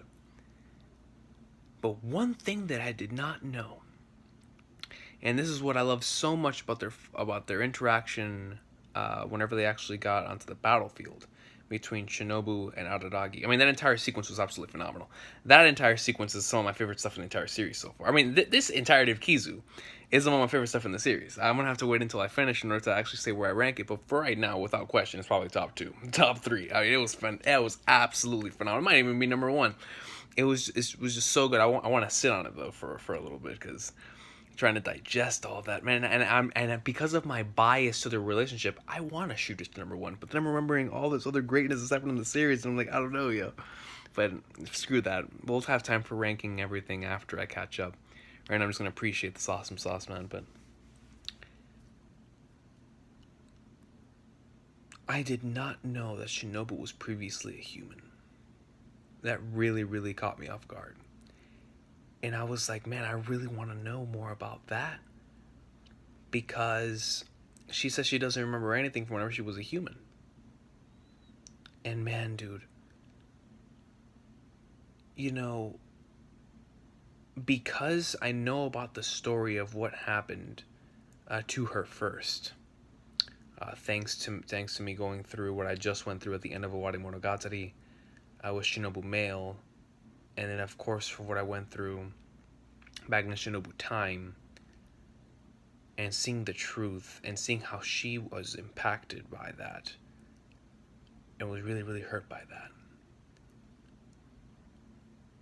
those little instances of her going back to him, telling the story once more to Araragi, and you could see how she was doing all of this just so that she wouldn't have to deal with that pain anymore, man. Trying to atone for that sin that she believed she committed all those years ago. She's probably spent over 400 years regretting that decision, and the fact that she had an opportunity to do this again right now, man. I mean, and then that's why Araragi's words at the end saying, you know, I'm really, really sorry. I hit home, man. You feel me?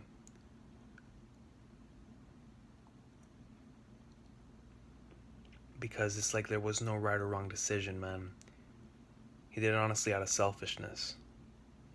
But at the same time, because of what we know now from the future, which is why I'm so happy I watched this after, it hits home much harder for me because I know that Shinobu comes to truly appreciate the fact that Araragi did that out of selfishness, because it shows that he really does care. And even though she already knew that because no random stranger had ever helped her before, but now, especially where we're at, man, we know. And I'm just so happy that we now have the origins to the entire story, bro. I'm so happy that I finally now know the origins and what truly happened during spring break, because we had constantly heard it brought up, but nothing. I mean, little bits and pieces from, like I said, from Oshino. And man, after this, I want to see Oshino so bad again, bro. But yeah, like these bits and pieces, but we never really knew what happened in spring break. And now I know. And now I know why Araragi doesn't speak about it, why he doesn't talk about it, why it doesn't go back on him. And once again, man, I'm so happy that this story was told in the way that it was told, because now we see why and how Araragi is the way that he is right now. You know, even though he's always had everything that he has at this point in time to where I am in the series, he's always had that inside, but now it's truly come out into fruition. And to see how he's grown and had more confidence in his own abilities and the way that he is and whatnot, it's so cool to have seen his growth from here to there, and in his growth and with his relationships with other people. It's also really, really awesome as well, man. You see the impact that certain characters have had on him, with Shinobu and with Hanekawa and with Oshino and whatnot. And then of course with other characters he's met along the journey as well, but sticking specifically on Kizu, man. And then Kizu, I think, means wounds, right? Or pain, something like that. So then I guess that makes a sense as to why they call it this, or why they call this that. I gotta buy this this thing in the light novel, man. I have to because I want to know how it is, because like the same thing I said for Owarimonogatari, and I mean, like I said, for the whole series, this is something that takes full advantage of its medium. It takes full advantage of the fact that it's an anime. So I want to see how it was handled in the light novels, man. I really, really do, because it sounds like it would be fantastic. So next time I go to the store, I'm definitely gonna pick that up. But going back to that scene with Shinobu and Araragi, from the moment that they touch down for their battle to take place up until the very final moments where he eventually had to come down to the decision with Oshino Hanekawa there. That battle sequence was so awesome, man. And not only was it awesome from a visual standpoint, but it was just so cool to me to see Shinobu out there appearing to have the time of her life. I mean, you just saw heads and limbs flying, but it was two vampires just going at it. And the coolest thing about it was just seeing her in absolute joy, especially after knowing the struggle that we know she's been through. Having the time of her life out here with Araragi, like this to her, because she was planning to die, she wanted to have these final moments with Araragi, battling it out, duking it out, having a blast, feeling alive, you know. And after getting that context there at the end, it made me really appreciate that entire battle sequence even more, because that was absolutely amazing visually, man. Absolutely, absolutely incredible visually. You know, amazing stuff.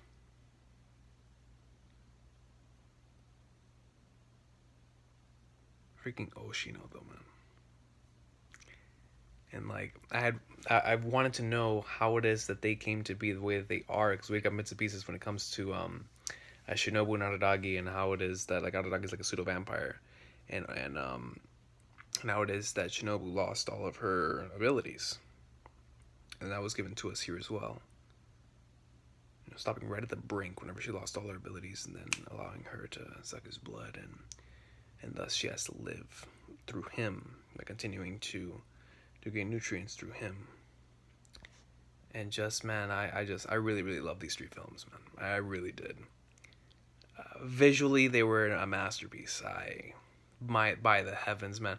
I want to know who directed these, and you know, it reminded me a lot of certain other movies slash anime that I've watched in terms of the style, but it was just done so well, and it fit the atmosphere and the tone of this entire saga so well that God, man, I already want to go back and rewatch some of these scenes. I mean, they were really good. There was one particular scene, once again, it was whenever Araragi and Shinobu were up there on top of the tower. There was some beautiful scene whenever it was closing in on them from the backside with like the moon in front of them. I took a picture of that. I said, yo, that's a fat screenshot.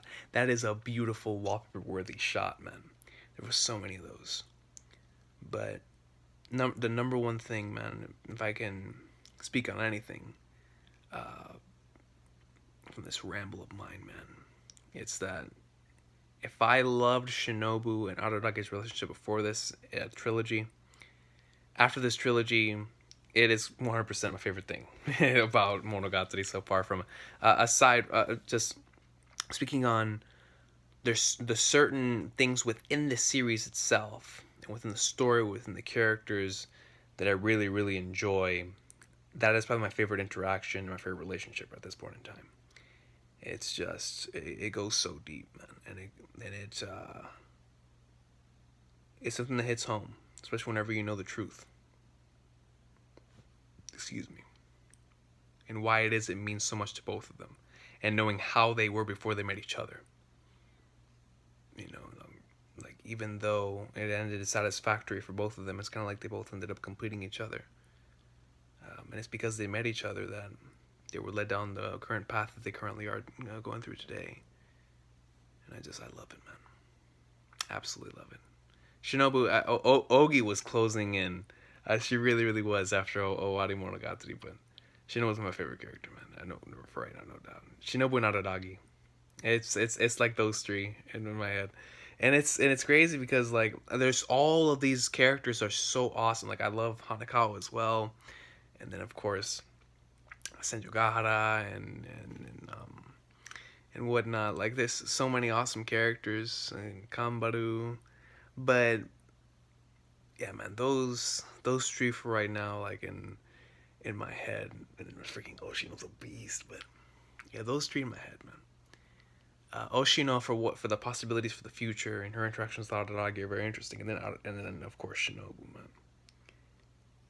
I guess Shinobu, like those three characters right there, I look at the author and I'm like, man, I know you have a blast writing these three characters. Araragi, any person would love to write a story with Araragi in it. He's just a fun character. He's a fun character, but also an inspirational character.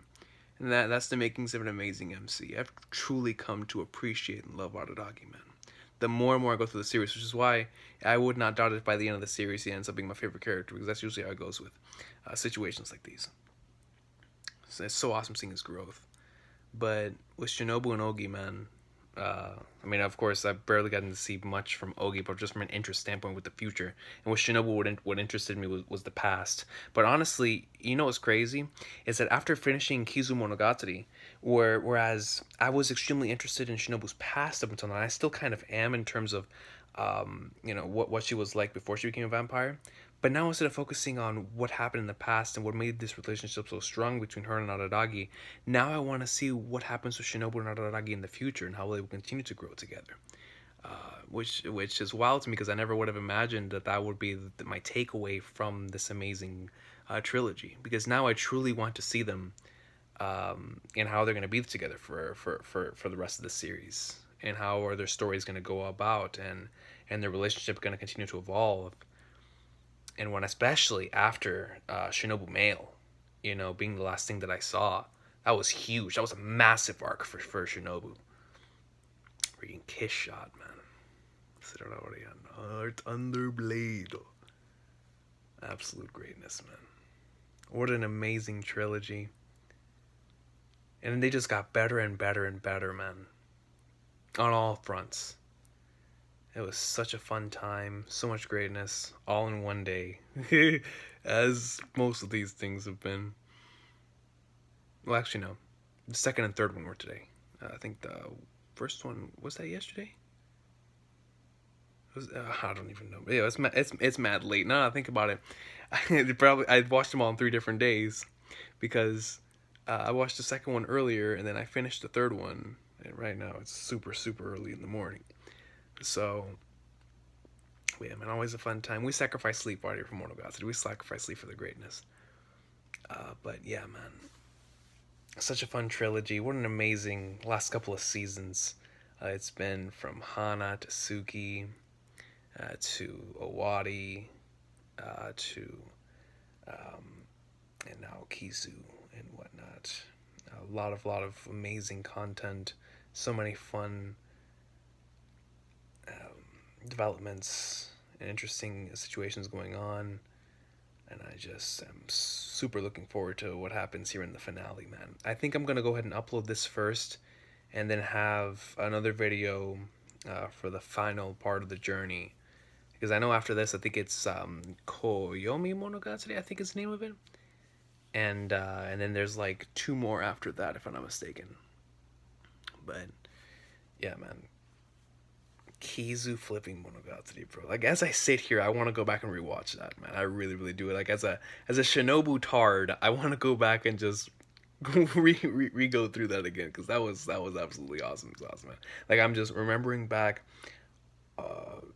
all the stuff that actually went down, and processing everything that went down from the first and second and the third. And there was so many fun situations, because they were all great for their own reasons, man.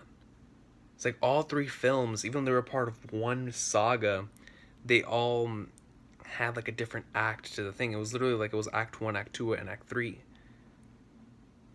And they all felt different yet similar, and had a message to them. And I loved it. I love the way they handled these movies, man. I really did. Kizumonogatari, mother flipping greatness, dog.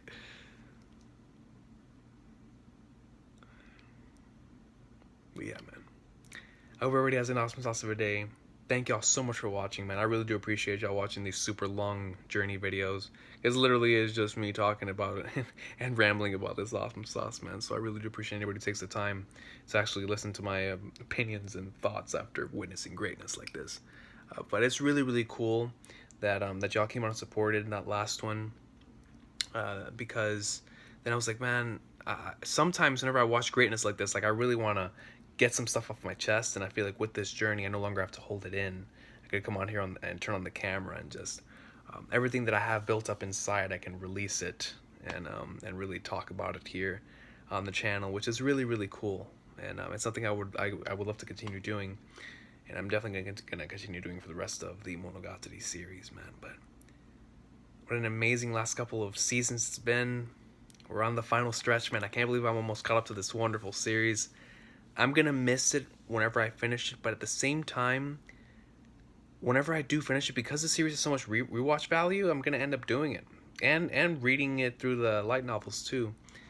And I think that's something that this series really has going for it, is that there are already so many arcs I already want to rewatch and re-experience. I mean, I just finished this one. I want to go back and rewatch it again, because that's how good it was. But yeah, man, what a visual masterpiece, bro. I mean, I love this. So many of those incredible shots. I mean, some of them were absolutely insane, man. Like some of the nightmare sequences with like Araragi imagining he was gonna eat Arakawa, Araragi being, you saw like his baby form, and then he slowly, as he continued to suck her blood, turned into a human. I mean, really, really visually stunning sequences. And I just loved how they took the time to actually do that type of stuff. It just shows the craziness of the situation at hand. And once again, I really do appreciate the animation studio actually showing us Araragi's confusion, his rage, or his insanity, or whatever was going on in the situation visually on screen, whether it be through the atmosphere in the background, how the world seemed to be falling apart, or through his own personal, the way that his character was animated. It was just, you always knew exactly how he was feeling visually. You didn't really have to have the clips, that come up in the anime whenever it's like a text will come up, showing exactly what he thinks in the mind. And instead of using that, which I absolutely love, but instead of using that in the movies, they showed it to us, and I thought that was great. I thought that was fantastic, man. But shout out to Shinobu, man. Shout out to the kiss shot greatness, and just, I'm so happy that I finally know the truth behind all of this. And it adds so much more context now. And I appreciate so many more scenes in the series because of this film now. Like, I appreciate Hanekawa's relationship with Araragi a lot more. I appreciate Shinobu's for sure. And Oshino's, man. And even like the other characters, because we see how, like Senjugahara, for example, I want to go back and rewatch Bake now knowing all this stuff, with how Senjugahara, accepting him for who he is, and how Senjugahara and Shinobu said the same thing, that like it wasn't specific to me that you saved me. Like, you would have saved anyone that you found being in a weak situation like that, or anybody who needs help. And same thing that Senjugahara said to him, right before they became boyfriend and girlfriend. But yeah, man, what an amazing season! What an amazing arc! Onwards to the finale, man. I'll see y'all next time. Monogatari awesome sauce. Peace out. Thank y'all so much for watching. And shout out to everybody that got me into the series again, man. Shout out to my boy Nasty Kaito for getting me into the series, because it truly has been an amazing journey and one of the big highlights of 2019. And there's been a lot of highlights, man. But Monogatari is going to be a series to remember, bro. It really, really is. Onwards to the finale, dog.